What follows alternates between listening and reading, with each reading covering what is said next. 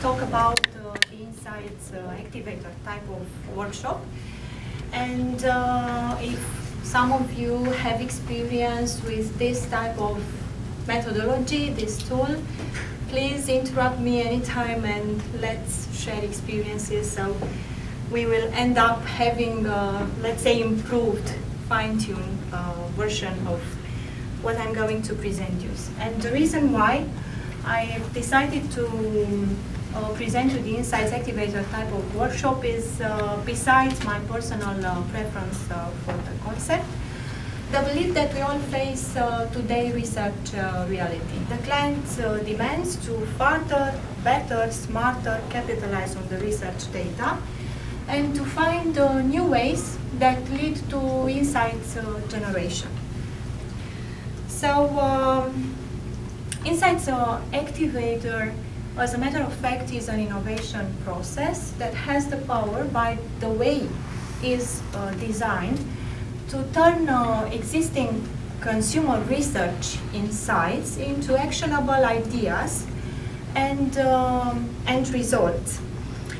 Plus, it has the potential to unlock the hidden, let's say, but in the same time relevant voices, perspectives, besides researchers, of course, and by this I mean clients, business partners, employees, empowered consumers, all being eligible for the workshop. We usually work with up to 25 participants, but no less than 15, for a 1 day long workshop duration. Okay, so the first step is to set the mood. It's vital from the very beginning to fuel the workshop participants with positive energy, to create enthusiasm and boost engagement by making everyone feel that his or her input is highly valued and that every person in the room has been carefully chosen for the special mission of the day to come. So this is the moment, the beginning, to present as well the general rules of the game in a broader manner by using statements such as speak with your mind and soul, focus on what matters, listen to understand, facilitate yourself and the others, contribute your thinking, challenge yourself and the others, link and connect ideas, look together to find patterns, insights and deeper connections, and ultimately, why not, feel good together and have fun. An inspirational mantra can be introduced from the beginning as well. Of course, we have to tell the people what the image is about and what role it plays, but it's good to have it somewhere floating on a wall where the workshop takes place, and thus remind everybody along the day about the rules of the game and why not inspire them. Okay, so the next step. The next step is to put everyone participating at the workshop on the same page related to recent information and key data that are available about the workshop subject.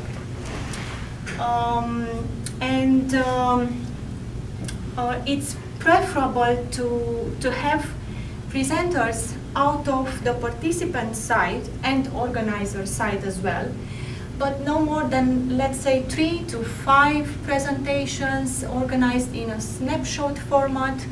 Otherwise, the flame that we've just lightened up risks to fade away. Okay, the presentations are recommended to cover different dimensions, so it offers an overview and comprehensible perspective on the workshop subjects, such as KPIs, what has been done lately in terms of communication, how the competition is looking like, what are the next goals marketing-wise, anything else it could practically help. Afterwards, there comes the moment to announce the ultimate, let's say, business objective, that is reason why everybody is there. And could be, for example, what needs to be done, what has to happen, the branding discussion to become, let's say, number one in HoReCa as well, and not only in retail as it currently is. Okay, besides the information data that can be presented in this section along with the other type of information, I always recommend a session of carefully organized consumer visits to take place the days prior the workshop runs, with the participation of as many as possible of those who we know they are going to be the workshop partakers, because this will greatly help, as you will later see, the insights activator process itself. And the rewind moment is the perfect opportunity to remind workshop participants about the fresh infusion, let's say, of consumers' real world they've been given during the consumers' visits. In a metaphorical way, for example, I used to tell them, if you want to hunt, don't go to the zoo, go where real lions are in the jungle. And this is the premises we organize the consumer visits or intercepts on, arguing that is always good not only to hear and see the consumers from the nice venues of the focus rooms or to know them out of the statistical, but after all dry data, but that it's always of help to actually meet the consumers in the natural, let's say, setting. So this is the moment to remind them about what they've been, the 2 days, let's say, in line prior to the workshop, what they've been doing during the consumer visits. It is advisable, after we have this section of presentation, to show how the teams the participants are part of, the workshop participants are part of, look like for the rest of the day. And afterwards, there is a short list of 3 to 5, the same as the number of teams, topics that are the topics of the day presented to the workshop participants, so that they will help to define the innovation path and steer up the insights activator process, so as to get, at the end of the day, the achievement of the ultimate business goal that has been announced as the workshop reason to be. About the teams, I want to tell you that we usually work with 3 to 5 teams, with maximum 5 or 6 participants per each team, but no less than 3. And we always try to ensure diversity within the team as, let's say, composition. Okay, that's why I said that the topics correspond, the number of topics, big topics, correspond to the number of teams.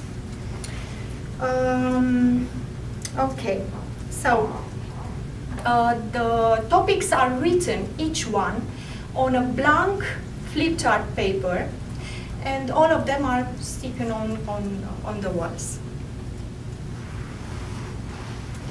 From now on, from now on, the insights activator process itself starts. So actually, this is the first step of the insights activator type of workshop.